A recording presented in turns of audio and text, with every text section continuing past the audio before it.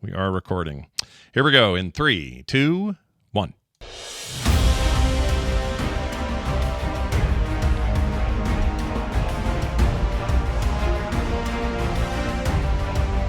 Fantastic Pixel Castle and Frog Pants Studios presents Word on the Street with Greg Street and Scott Johnson.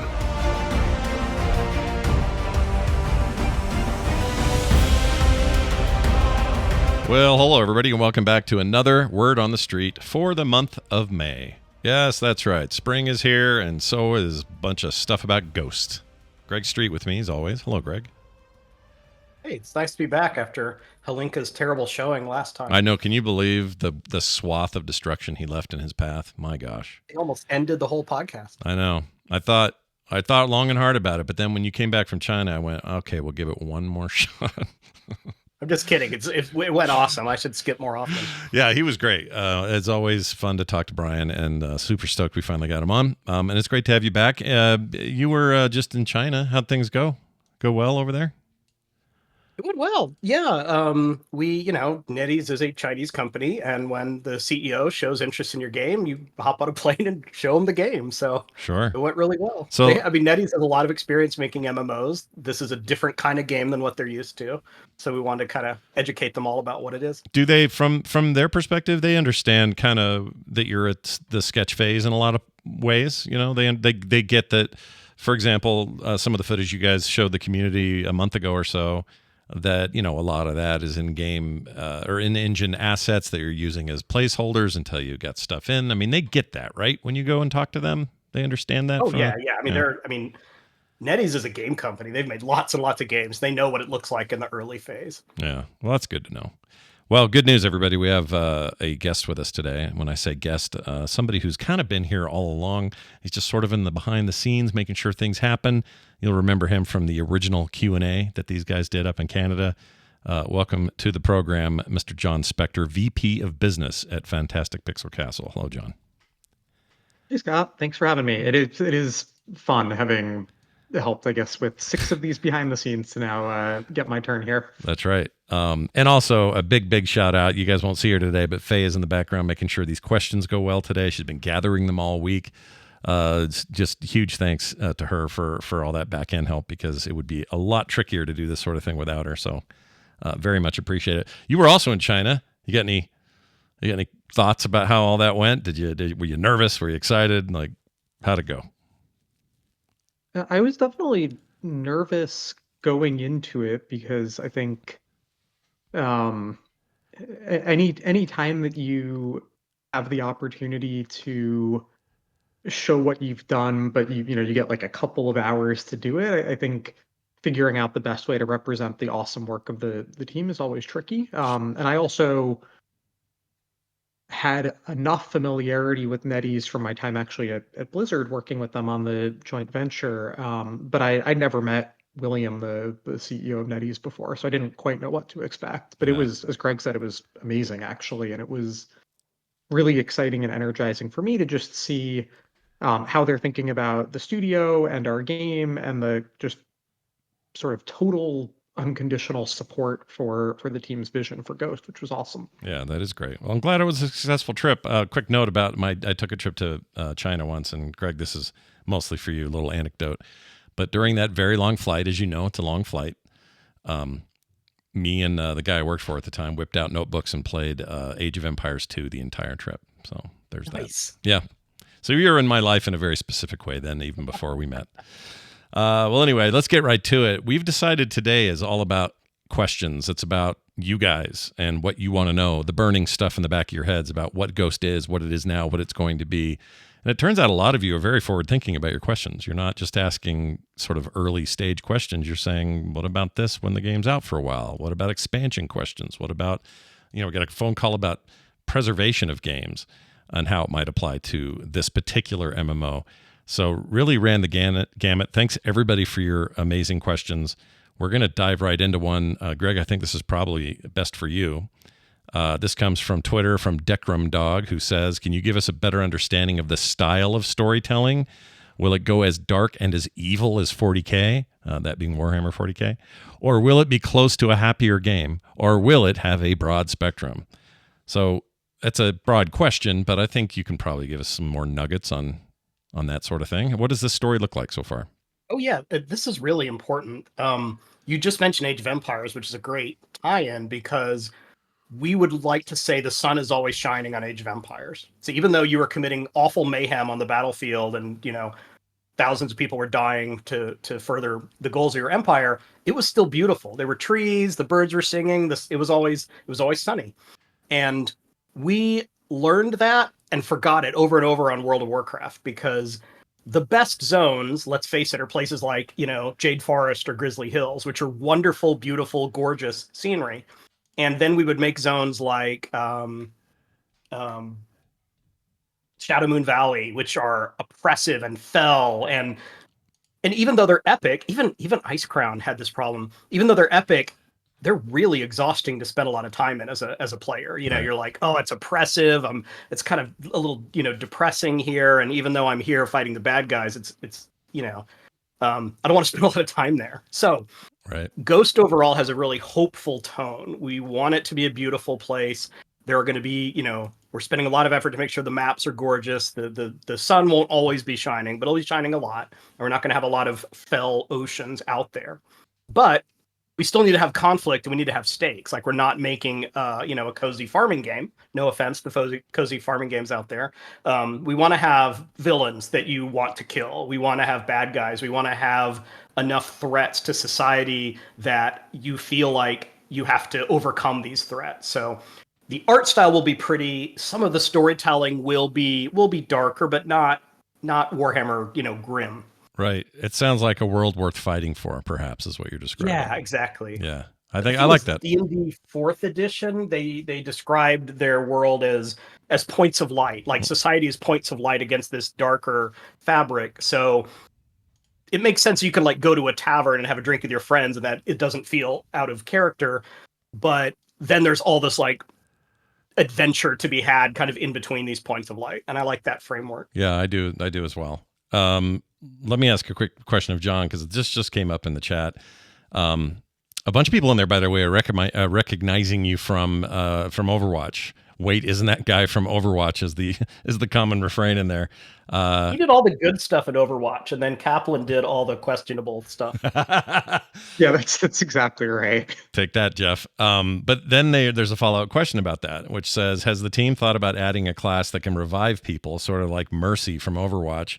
I feel like that would be so cool. This is obviously a very specific question, and maybe one you can't answer this early on classes and what they will do. But from your experience on that team, John, are there lessons there that you hope to see the team implement here, or maybe already have? When we've talked about class design for Ghost, one of the things that we've been trying to do is create a game that can support tons of classes. So sort of a little bit different from a lot of MMOs where there's 5, 10, even 15 classes, and each class can kind of do a lot of different things, or sometimes this class can be a tank and sometimes they're a melee DPS or other types of things. Instead, we've been trying to think about more classes that each have a much more sort of specific and defined role or set of things that they excel at, and then encourage players to try different classes, make the game really alt-friendly. And I think one of the things, I've actually never really thought about this as a direct analog to my experience in Overwatch, but I think one of the things that the Overwatch team does an incredible job with is that each of the heroes in that game has their own distinct fantasy, their own, this is the thing that hero is best at, that they bring to the situation that no other hero can.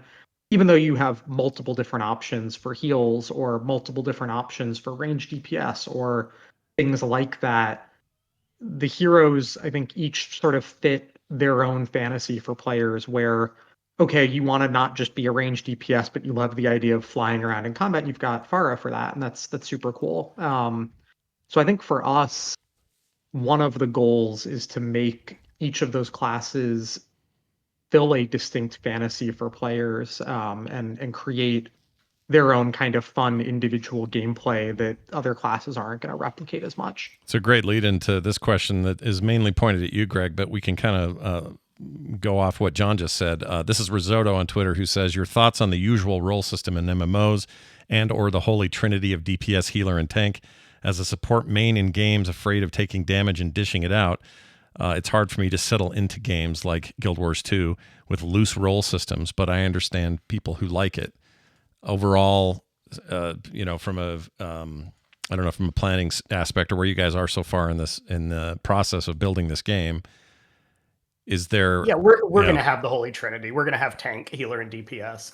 I think it is possible to do something different. I think there are games that have done that. If we wanted to take on that design challenge, that might be fun. But we're taking on so many design challenges, we thought it might just be a little safer in this case to say, we know some people approach every RPG they play as, I like to be a healer. Show me where I can heal.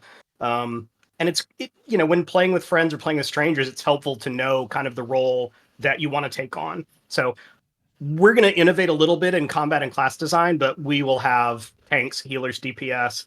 Maybe we'll do some creative things. We have a designer that worked a lot on the Evoker for World of Warcraft, so we might experiment a bit, but there'll still be those three roles for sure. Yeah, maybe does that. Well, let me just do a quick follow up in my head here. If that's the case, you start with the Trinity, makes things easier from a design standpoint, or at least to just get going, right?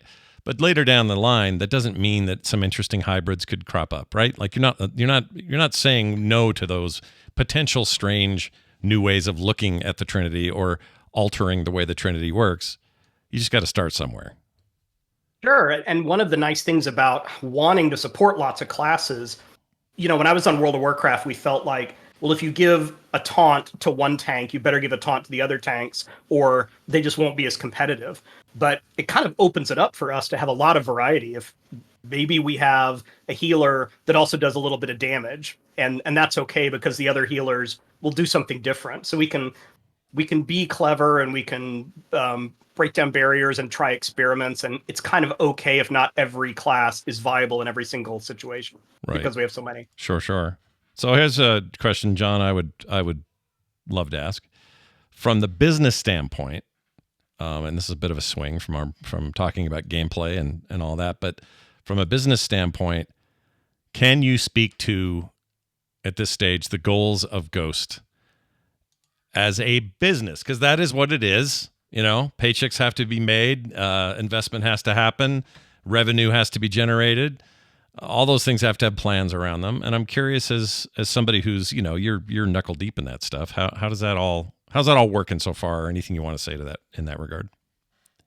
Sure. It is something that I've been thinking about a lot and take that responsibility really seriously, because I think making good decisions here has to balance a whole bunch of different priorities, and a lot of times that can be really hard. And if you mess it up, you can create really negative consequences, either sort of for your team in the studio or for your players in your game. And so for us, I think some of this probably sounds obvious and maybe a little bit even oversimplified, but we want to make a game that we're going to support for many, many, many years, and be able to deliver consistent, quality, awesome content for our players.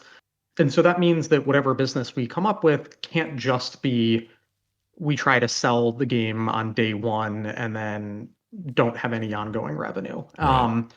But I also think as you start to get into more typical sort of what I'd call free-to-play or live service monetization strategies, that's where you can introduce all sorts of pain for your players if you do it wrong. Yeah. And I think, on one extreme, right, you could say, if you're monetizing too much of the game down the line, you're taking away from things that you could instead make core to the gameplay experience, or turning off players who would have otherwise loved your game. I think the other big principle for us is trying to think about this on a long-term basis, which is honestly a huge luxury. And when I look at a lot of what's going on in the gaming landscape today, and where I think a lot of friction between developers and players on the business and monetization side of things comes up, it's actually often for more short-term needs or requirements of like, hey, our studio is about to run out of money tomorrow. What can we do to try to make some more money the next day? Or we're going to go into early access and we're going to sell early access because we need more money in order to finish developing the game, or we need to support our Kickstarter or other types of things. Right. And because of the NetEase relationship, we have the luxury of being able to say, what's the right set of things to do for our game and for our players long term? And then I think the last big principle, and something I've talked with Greg and our designers and a lot of the team about a lot, is I think depending on the type of business that you create for an MMO, you're sort of incentivizing the team in the game to pursue different types of outcomes. And so, like, I'll give an example, right? Where if we decided we wanted to be in the subscription business, then a lot of what we're doing is trying to create reasons why players should log in every single day or every single week or at least every single month so that they keep their sub up. And that's really different than if you're in the business of we're free to play, but we sell cosmetics, or really different than if you're in the business of we're just going to be a paid box, like kind of an old school business. And so I think for us, trying to make sure that the choices we make around the business line up with the type of experiences that we want to deliver for players, the way we want to deliver content, that's all really important. So, like, really long-winded way of saying we have figured out exactly zero of this so far. But I'm also really aware of there are choices that we can make here. Like, we know that our core audience for this is MMO players, and I think there are certain choices we can make on the business that are just absolute non-starters for that group of players. Yeah. And so we've already drawn really clear lines internally of we're not selling power in this game, or things like that, where we know that you do that and you lose all of the players that we hope to win over and build trust with for Ghost. I've noticed a lot of conversation around Ghost in my own community. It does center around, well, what are their business plans going to be? Is this a free-to-play game? Is this a subscription-based game? Like all these kind of questions. And I always am a little surprised about how much of the questions surround that, but I also shouldn't be probably surprised because I feel like the MMO space in general has kind of been preparing players to ask these questions because there's been a lot of experimentation over the last, let's say, 10 years, and some good choices and interesting ideas and some not so great from various games. And things like loot boxes sort of came and soured people and have sort of gone away, depending on the game. But also you're seeing the introduction of things like battle passes, which people seem a little more amenable to. I guess what I'm saying is I don't envy that wall that you have to climb because I feel like it's tough, right? Yeah. Like, I mean, we ran a study last year, actually, just a couple of months after founding the studio, to try to ask MMO players, like, what would you want to see in a new game that would get you excited about it? And one of the questions that we asked in that study was sort of how do you feel about some of the bigger models for the business of MMOs? We asked about how do you feel about just buying the game up front? What about a subscription model? What about an MTX-driven cosmetics model? And the shocking finding from that study was that players don't like any of those things, right? Like, they are every way that you choose here is going to create some set of issues and some set of friction.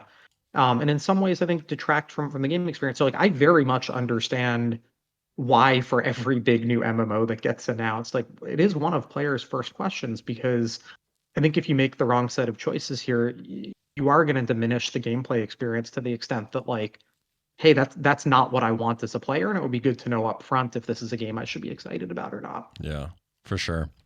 Here's one in the chat that I think is really great. It is, what was your first big mistake? Greg, I'll throw this to you. What was your first big mistake you made, and how do you recover and learn from it? I mean, you can just say, as in regards to Ghost, if there have been any big mistakes so far, but if you want, you can point to other examples, but I'm curious how you would answer that question. Wow, that's a great question. Yeah, What's it the really biggest is. mistake on Ghost? We've made a bunch. That's just part of game development. Probably nothing you feel like you can't recover from, though, right? Like, they're all learning experiences in the end. Yeah, I really want. So on the Riot MMO, I felt like I was too far removed from game development. Like, I was kind of running the team, and Ghost is very much my baby, and I wanted to make sure that I was super involved. I don't ever want to be one of those out of touch executives that's like, what are those kids doing down in the basement? Like, Yeah. I'm working on the game day to day. I had hoped I would have a little more time to work on the game. Sometimes you gotta get on a plane to fly to China. You're not getting a lot of work done on the game that day. So maybe I was just a little naive. I'm not planning on changing it. I still think it's really important to our success that I focus a lot on Ghost as well as on FPC. But I guess I naively thought I'd be spending more time focusing on just making the game and hiring people like Jon to help run the studio part. Yeah. You need guys like But Jon. we all wear a lot of hats. It's kind of one of the fun things about being small and new is everyone does a lot of different things. Yeah, there's a whole other conversation could be had. We don't have to have it today, but the whole thing about how to deal with that early on, because you've got people wearing different hats, but eventually they're going to have to pass those hats around. How do you decide how you divvy those hats up? Who gets what hat? Like, that just sounds like it's business, I guess. Everybody does this, but how you guys handle it is pretty interesting. Let's stay with you for a second on Blue Shards.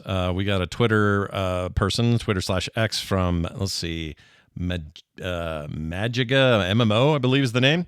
Do you see Blue Shards as the primary innovation for Ghost?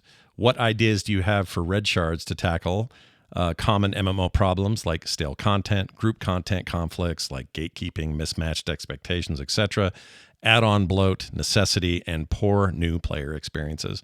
There's a lot in that. It's a loaded question, but from the shard, from the bread, our major innovation. It won't be the only innovation, but it's really where we're focusing, because we think that feature helps us to solve a lot of problems, such as it's hard to play with friends, it's hard to feel my impact on the world.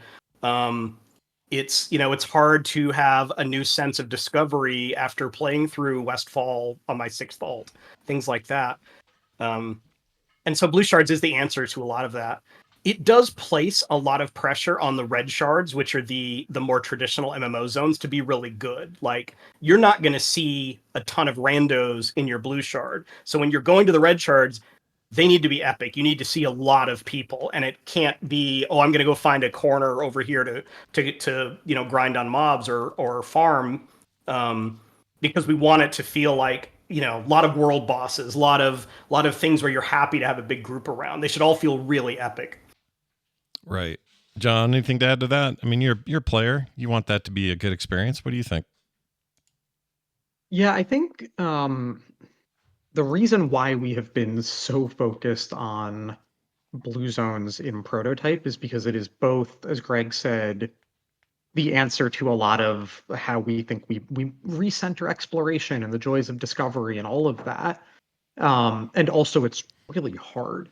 And I suspect that if this were an easy thing to nail, like maybe you would have seen other people do it. And so the team's been really hard at work, both trying to prove out if we nail this, it is as fun and impactful as we think it is, but also that from a technical perspective and a design perspective, that we actually can deliver experiences that feel exciting and new and fresh the 40th time that you map into a blue zone in Ghost. And so it's not, as Greg said, like the only innovation in Ghost, but there are so many elements of the MMO genre where we look at it and we say, you know what, this other game has a great crafting system, or this game has figured out inventory, or other things like that, where it gives us a ton of confidence that we don't really need to innovate there, and it's kind of a solved problem in the MMO space. And so we'll be able to double back to that stuff later. Right now, our inventory system in Ghost is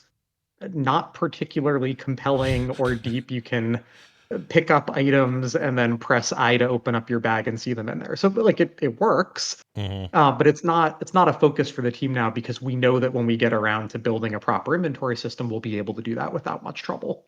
Gotcha. So we get a lot of questions about fishing. I don't know why, but we do for this show, and we're going to finally address it. So Greg, and then we'll talk to Jon too, because I'm curious about both your takes on this. Mika from the chat this is the most emblematic of the question, but plenty have been asking it in different ways and different formats. It says, the most important question of all, will Ghost have fishing? Because if it won't be the best MMO if it doesn't. They all want fishing mini games, clearly. So Greg? Are- it's early, Yeah, I I mean- know, but are we going to fish in No, this no, world? I literally have an advanced degree in oceanography. Like, we will have fishing. Yeah. Of course you will.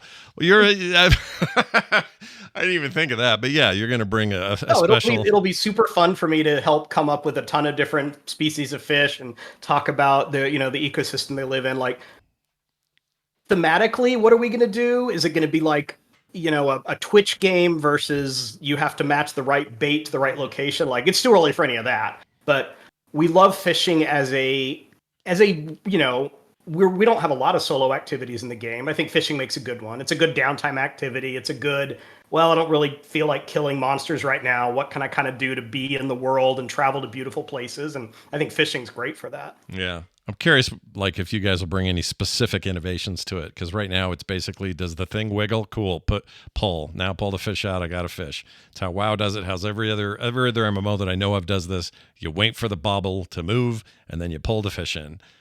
Maybe you guys can get crazy with that and make it more than. But I haven't thought a lot about this, but I have thought a little bit about it. The old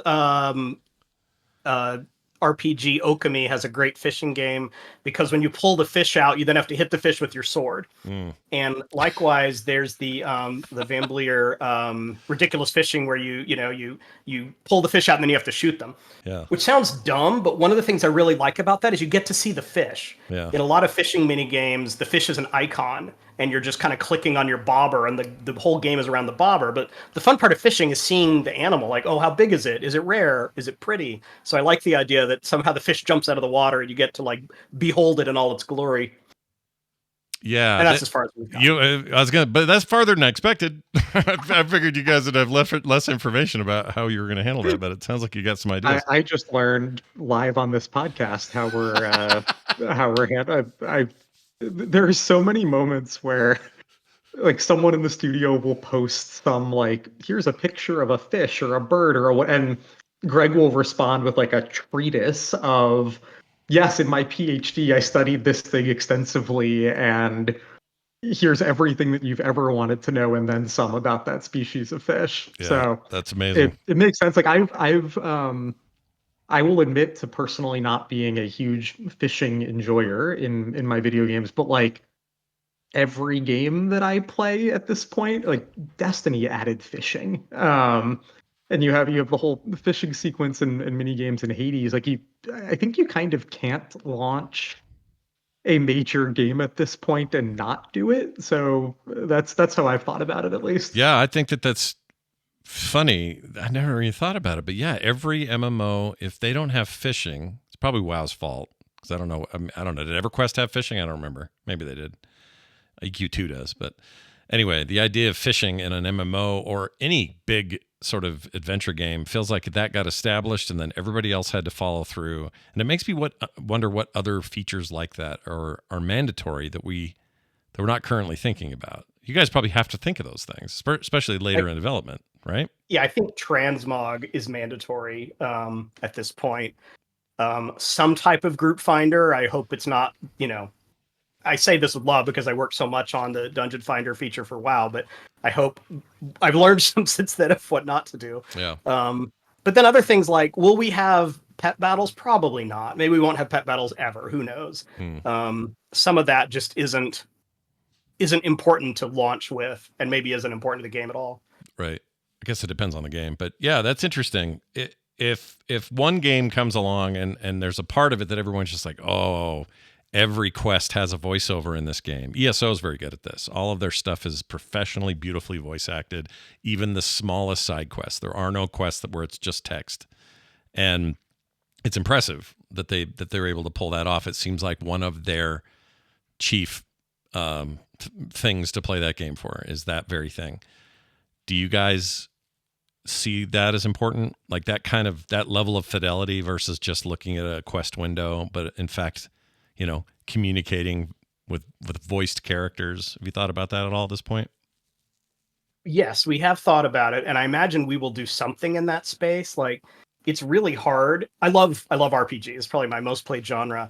It's really hard to go from Baldur's Gate 3 back to older RPGs. Like Rogue Trader came out after Baldur's Gate 3. I love Rogue Trader, but the characters are just icons. You know, they have great VO, but they don't animate. And in Baldur's Gate, they all animate. That said, animation is extremely expensive. Voiceover is really expensive. It's not a fun decision to make to say, well, we're going to have fewer NPCs because we have to like give them all voices. And I know people will say, oh, this is something AI can fix. Right. I don't know about that. In general, we have to be smart about how we let you, you know, have conversations with NPCs. Like people don't read the quest text in WoW. It's sad but true. Yeah. They're more likely to listen to voiceover, but not if it gets like really, really long and annoying and just kind of want to skip through it either. Yeah. I always want... Do you have thoughts, John? Yeah. What do you think, John? Some of this stuff, like my metaphor for this is thinking actually about like allocating your stat points in an RPG, where we're gonna have to make choices as we build Ghost of like we want to ship this game more quickly than is typical and not spend 20 years on it. I'd rather, you know, not have it be the most expensive game to make in the history of games either. And so we're going to have to make at some point some prioritization choices about what do we think is most important to focus on, and are there things like when we look at the landscape of MMOs, if we try to take everything that we think is awesome about each of WoW and ESO and RuneScape and Final Fantasy and all of the other games out there, we're never going to ship Ghost. And so I think we'll have to be careful about what do we think matters most to make this game awesome. But I've had the exact same observation as Greg, just playing MMOs, where you go from these worlds where I think they've really invested a lot of their stat points in immersion and storytelling and things like voice acting. And then I go back to like I'm reading the walls of text, or in some cases not reading the walls of text. And there's definitely a difference there. So as a player, I think that's something I value a lot. I just thinking about how do we make sure we ship this game. There will be places where like we know that the thing is cool, we would love to have it. And do we want to spend 6 more months to get the game out, or do we want to ship the game and then add it in the next update or things like that? Like those will be choices we'll have to make. Interesting. Speaking of launching the game, there is a question from Hondo Shaver. I don't want to know the origin of that game or that name, but he says, this is on Twitter, he says, given games like Baldur's Gate 3's success in early access, what are your thoughts on early access in general, on Ghost or otherwise? Let's keep it with John for a second, then we'll go to Greg on this as well. As a model for getting a game in front of people and also, in their case, generating revenue. But there are plenty of examples of early access free-to-play games as well. Is this even on the table? Too early? Like, where are we at with the whole idea? We like it, but I would, and we've talked about this at the studio. Like I think the word early access or the term early access can actually be used in 2 different ways by games.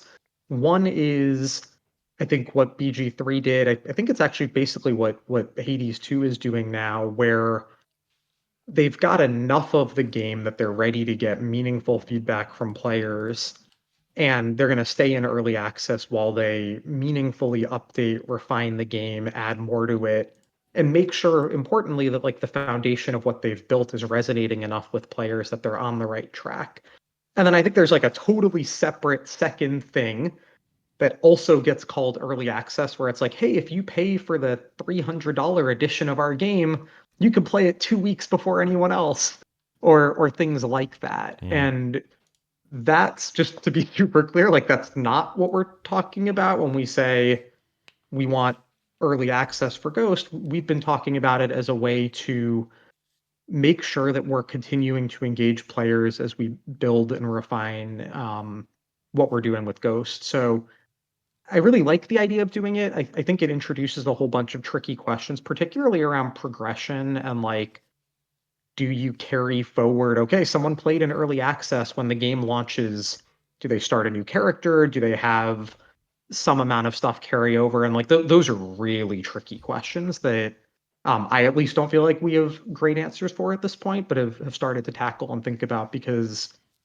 I think if we could do it well, an early access launch of sorts for Ghost would be incredibly valuable for us in making the game better. What do you think, Greg? The other EA in the world, how does that land on you as studio head? Yeah, I mean, that's exactly our philosophy. We said a minute ago that our big innovation was blue shards, which is true. The other big innovation, though, is the fact that we're talking about this game so early. Like, we're recording a podcast. I mean, we want players to see it early and often. We are not going to be the game that says, "Oh, you had great feedback on Endgame, and we don't have time to implement it. Maybe we'll get there in the future." Like, we're going to keep having these interactions with players until we feel pretty confident that we have a sizable group excited about the game and where it's going to land. And we'll keep iterating until we get there, ideally before we charge anyone a cent. Right. This next question is kind of a business focused one. John, this will be for you a lot, I think, but feel free as usual for either of you to pipe in on this. Let's see. Let's do this one. Just Blaeus from Twitter says, looking forward to the future. When a game has a few expansions under its belt, one that MMOs can sometimes struggle with is the amount of amount of content a new player can or may have to purchase in order to experience the game so far. I think that's something a lot of us can relate to when it comes to getting in late or coming back. Anyway, this can not only be a problem for a player's perspective, onboarding can be tricky, but also can create spiky revenue graphs for most users. Does FPC see Ghost utilizing a buy them as they come model for the foreseeable future, or is there a possibility that Ghost adapts a value-add subscription model that would include historical expansions and consequently drive more consistent and predictable ARPU across specific segments of its customer base? Obviously, this is once again, we're jumping a little bit ahead on some of these concepts because who knows until you get there, like expansion content and that sort of thing. Any overall on that, John, as a question? Sure. I'm almost certain that, like, whatever I say here, there will be in however many years, clips of, oh, but you said however many years ago. We are, just the usual disclaimer, like, we are still thinking about this stuff, and we probably will be for a couple of years before we land on anything final. But I will say, like, I think the observation that player's making is spot on. I have games that I've, like, tried to convince friends to play, and then their first question is like, do I have to buy 6 expansions and spend $300 before I can really enjoy that game?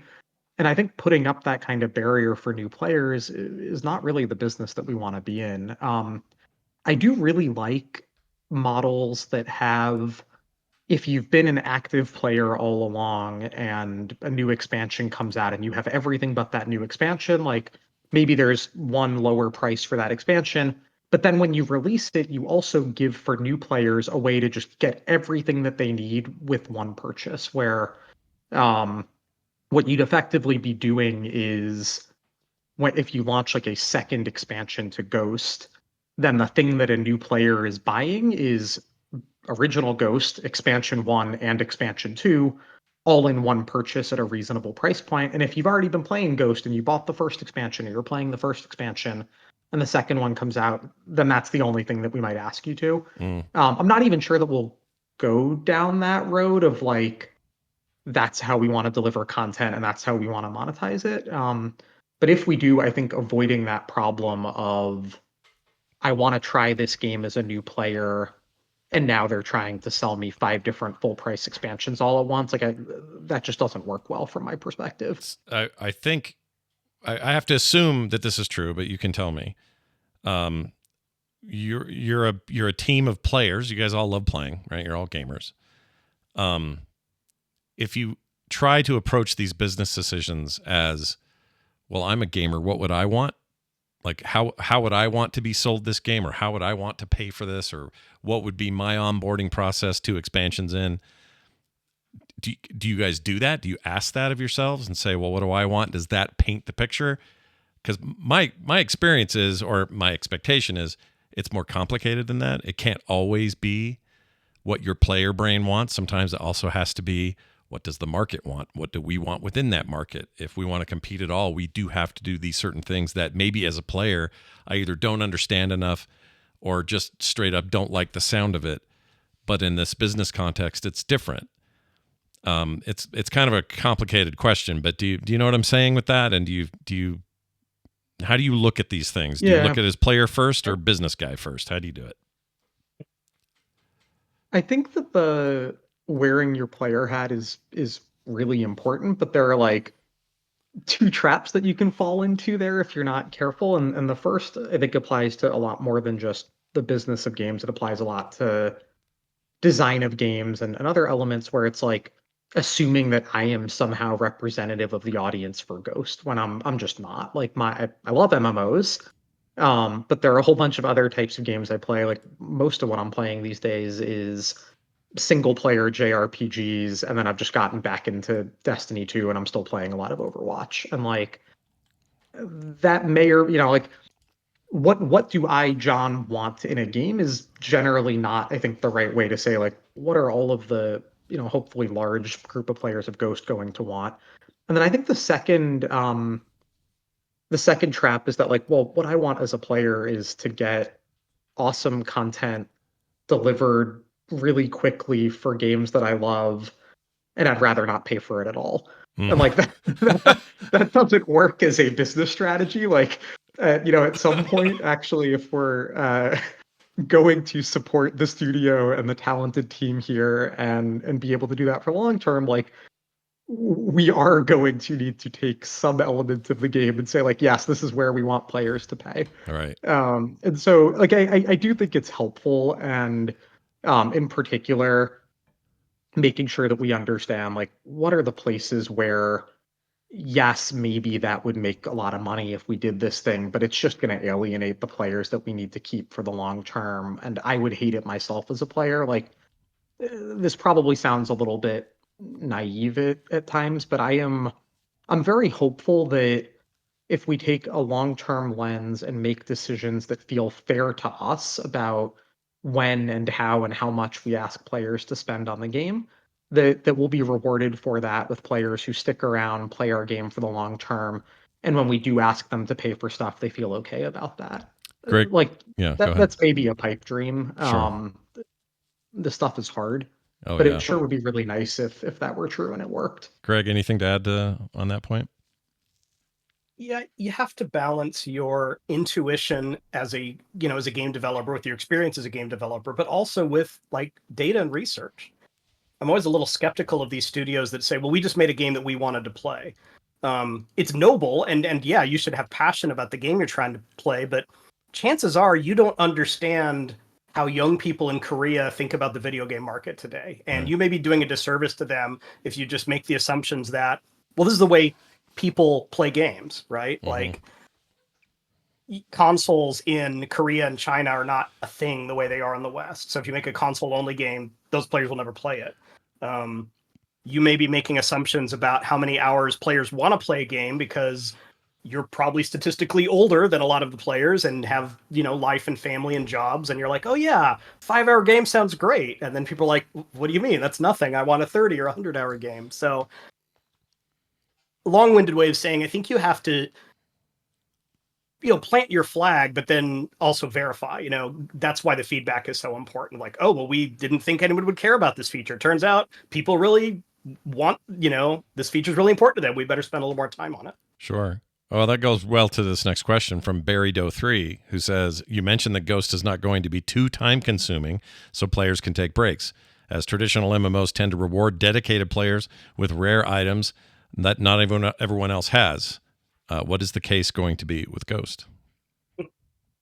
So yeah, overall, our philosophy is that Ghost should fit into your life. And I compare it a lot to the way Netflix is run today, which is, I always say NetEase when I mean Netflix, which is a really funny Freudian slip there, but I really mean Netflix this time, that they release a whole season and you watch the season kind of at your pace. You may binge it, you may watch an episode a night. And then when you're finished, you're like, that was really awesome. I can't wait for the next season.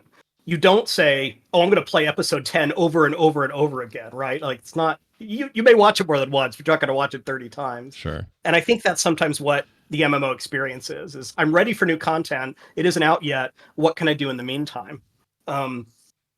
We will have optional activities. How optional they are depends a lot on the player. Some players are like, I'm a completionist. I'm going to do everything. It's like, well, dude, you just said nothing is really optional to you then.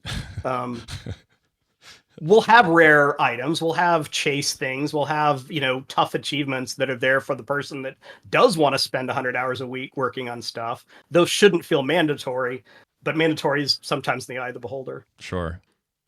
Which is another great question about social gaming. We got a few from Twitter and some from the chat. I'll just kind of summarize these. But one of them said, many of us have great friends that we made through playing MMOs. How is your game going to help players forge these social bonds? And then we'll get to the opposite of that in a sec, but let's start with that. What kinds of what sort of thought are you giving it this early about how are you trying to get people to group up versus just stay on their own and solo this business? I mean, that's a big part of our thesis is we want people to be hanging out mostly with friends. And MMOs are kind of notorious for throwing up barriers to that. Like often if you even get like one quest ahead of your buddy, it's really hard to figure out, oh, we're out of sync, or do I just stand around and wait for them to catch up? Things like that. Mm-hmm. Again, the whole idea of the blue shards is it's somewhere you can go and kind of spend with your friends. And that even goes to things like playing asynchronously, which are normally really hard to do in an MMO. Imagine a blue shard, like I go and gather a lot of resources. So when Scott logs in the next morning, he can use those to help build our base. Or right. Jon runs around and scouts out the area and flags a bunch of interesting places that we can explore, even if he won't be online when the exploration happens. That's really hard to do in an MMO usually to kind of play asynchronously like that. Right. We also think just the division of labor works well. And when a lot of people played Valheim, they would have the person that goes out and hunts the monsters, and then the person that kind of stays home and builds the base. And that's different. Different players have different things they want to do. They're at different power levels, different skill levels of the game. When the only thing you can do in an MMO is like go out and kill things, then that's the only kind of progression that matters is your ability to be more efficient at killing things. Right. So if I'm now the other player, let's say I'm the player that loves to get into these games and have everyone leave me alone. I play them like single player games. And I'll be honest, sometimes I do. I'll play Final Fantasy that way. It's very single player story focused. But even WoW, I'll play it that way. And obviously Warcraft and Blizzard have gone, various directions to make it easier for players to do stuff on their own. Their new dungeon companion system, forgot the name of it. Warband, is it? Oh yeah. AI controlled characters. I think it's in a response to what Final Fantasy is already doing with their dungeons. You can go in there with a bunch of AI people and not have to sit around making groups or having people get kicked or all those, all the side effects of trying to get strangers to play with each other. What do you say to that solo player so that he's as excited about this as the groups are? So this is a spicy answer, but this is not a solo game. If you want to play a solo RPG, I would invite people, go play Hades 2, go play Baldur's Gate 3. Those are outstanding single-player games. That is different from a social player who isn't feeling it tonight, or, I just need a break, or I just kind of want to do something low-key. Like, yeah, there will be plenty of things you can do alone in the game for short periods of time. It's not the kind of game where you have to stay grouped up 100% of the time or you'll die to tough monsters or something. Right. But we think that part of the way modern MMOs have lost their way is kind of overly embracing you should be able to do everything in the game as a complete solo player without relying on other humans or friends or anything like that. The people who really want to play the game as misanthropes who don't interact with other humans at all, honestly, will probably be disappointed. That's not really the direction we're going. Interesting. So do you feel like that is, obviously that can be a pillar of what you're designing, but do you feel like that's counter to what the player base is moving toward? In other words, just to play devil's advocate, if that's why MMOs have quote unquote lost their way, it seems like they were doing a lot of those decisions based on player behavior or based on what players seemed like they wanted, or maybe a drop off in big groups. It's like, well, we can't get 40 people together anymore, so let's do 10, or whatever the decision might be. I guess I would ask it. I guess it depends on how high of a tide that is to push against. But do you feel Do you feel like that's going to be a problem because some players, or that this is where MMOs have gone, and if Ghost doesn't go that way, well, then it's too hard to coordinate. You know what I'm saying? Yeah. When there is a little bit of friction, it tends to add to the social stickiness. Part of the reason people log into MMOs is because their friends are playing tonight and they don't want to let their friends down, or they want to hang out with their friends and see what they're doing. I think the reason people stick with these games for so long often comes down to the social groups they made, either people they met in game or people they came into the game with. And if you make the game too soloable, I think you're competing then against a lot of games that do solo better, because you can have a lasting impact on the world in a game like Baldur's Gate, or you can be the champion of the universe if it's a single player game. You don't have to worry about all these other yahoos running around.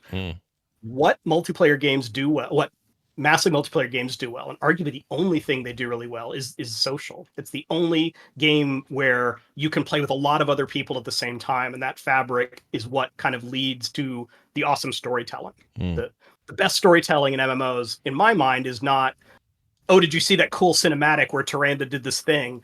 It's, my buddies and I were on this fight and 3 people were dead, and the healer did this cool thing and we all laughed about it later. That's the storytelling. Yeah, it makes me think, say what you want about 38 Studios and the mess that studio ended up being, but their putting out of Kingdoms of Amalur at the time seemed to be a trend I liked, because it was the things I like in an MMO put into a single player experience.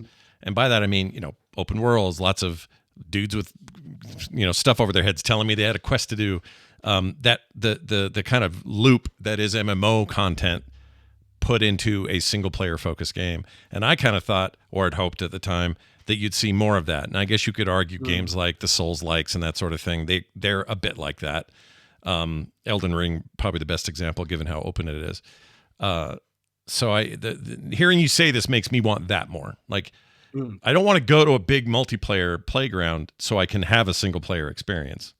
Yeah, exactly. Yeah, that's interesting. Though a lot, I think where we might get into trouble, and we don't want to go too far down that path, is the first MMO that I ever played tons of was Final Fantasy XI. And in that game, you literally couldn't leave the city by yourself without dying, losing experience. And so, I would spend hours in the city. I need to find a group to go do anything. And I made some amazing friends in that game, I think, because of that friction, but also it was pretty frustrating where, okay, I've got an hour to play tonight, or I've got 20 minutes.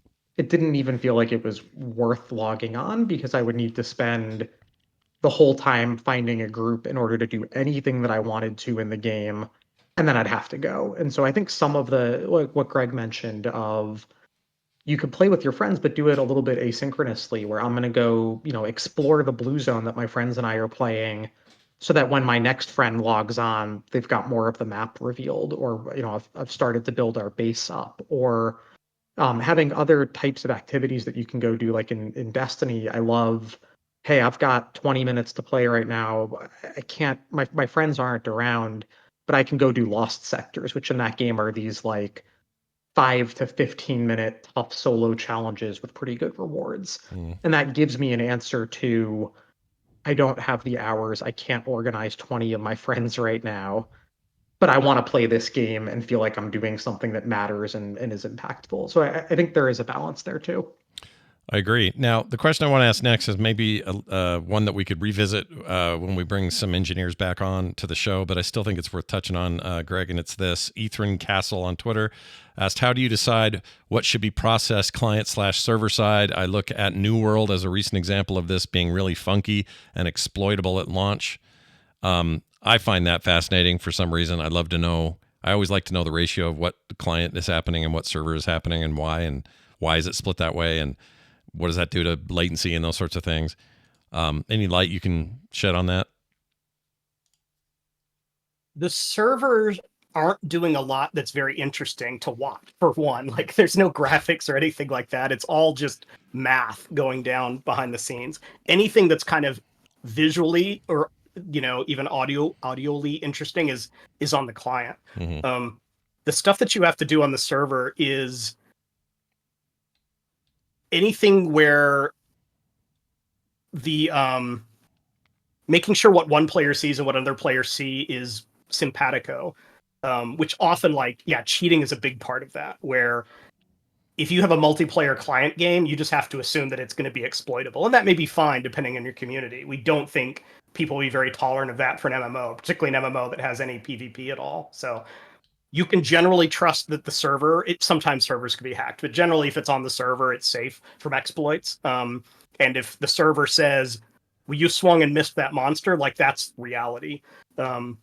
Because your client might say you hit the monster and my client might say I missed the monster, and then you need some way to arbitrate that. And that's what servers do a really good job of. Right. Now, they have a lot of downsides. Ping is one. If you're too far away just physically from the server, it could be slow. Servers are expensive to run. You either, the olden days, you would have I think I still have freaking Blackhand back there behind me.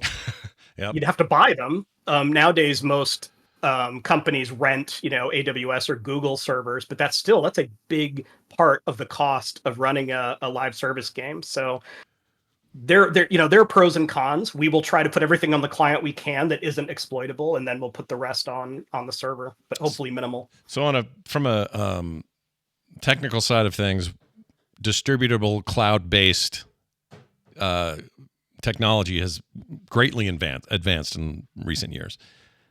That seems only good for you guys, right? Like you've got options. It's not the same as the old days where it's like, well, we need a data center and we need this many blades. Oh shoot, our game took off. Now we have to invest in more of these blades.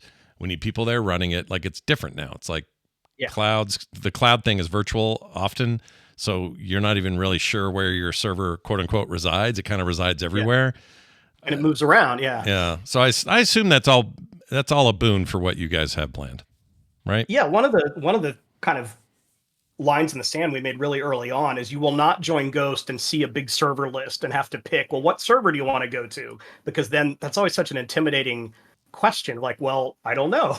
Where are my friends? How far away is the server? Is it a PvE server, PvP server? Like, we won't do that. We'll just let you go in the game and play. We still behind the scenes have to allocate people onto different servers, like you said, because sometimes there's more people playing than at other times and things like that. But all of that should be really transparent to the player. Interesting. Well, that is about all we've got time for today. However, there are still some questions remaining that we're going to hang on to and use appropriately down the road, either for more big Q&A episodes or when we have specific folks on that can answer certain questions. Like we're bound to have some technical folks on soon that can speak to some of these, capacity issues and how you're going to scale and that sort of stuff, which I really look forward to those. I don't know why that stuff fascinates me, but it does. And, more gameplay down the road. But you guys have been awesome with your questions. Thank you for sending these in and submitting them. Once again, a huge thanks to Faye for helping organize all of this behind the scenes so that we had the questions at our fingertips. And for the questions we got today live in the show, you guys are fantastic as well. Any parting thoughts, Jon, before we send you back into the fray of business? It makes it sound somehow dangerous. It does. I don't know why. It was fun talking with you today. I'm glad I got a chance to join. And yeah, we'll continue. It looks like from Faye that we got a bunch more questions that we didn't have a chance to answer. We'll make sure that we're still doing that. I know the whole team on our side of things continues to just love the engagement that we're getting from people who are excited about Ghost. So we'll make sure that we're finding ways to double back, and when we actually have our engineers on here next time, they could probably give way better answers than some of the server stuff than if I tried to. Yep. I've seen some new names pop up on the website. So people at home, make sure you go to fantasticpixelcastle.com and check out who the new folks are and get to know some of these guys on the team a little bit better by checking those out. Greg, any final thoughts as we close on episode 7? I mean, we're having the time of our lives. It is a dark time in the game industry right now, and I'm very grateful for one, just to have a job, but we are having fun. I know we can get into all the nitty gritty of like, oh, this is a really tough problem to solve. What are we going to do? But I come to work every day excited about what we're going to get to talk about and tackle. So it's been awesome. That's fantastic. I love it. Fantastic. Speaking of which, fantastic Pixel Castle, everybody. Go get that and bookmark it, because that's where all the cool stuff will show up. And of course, this show airs every month. We let you know with plenty of time, especially if we're taking questions. So keep your eye on all our Twitter accounts and that sort of thing. You can find everything you need for the show at frogpants.com/street. That is going to do it for us, for me, for Greg, for John, for Faye, and everybody else at Fantastic Pixel Castle. We'll see you next time.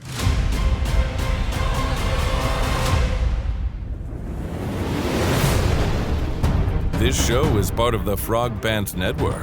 Yes. Get more at frogpants.com.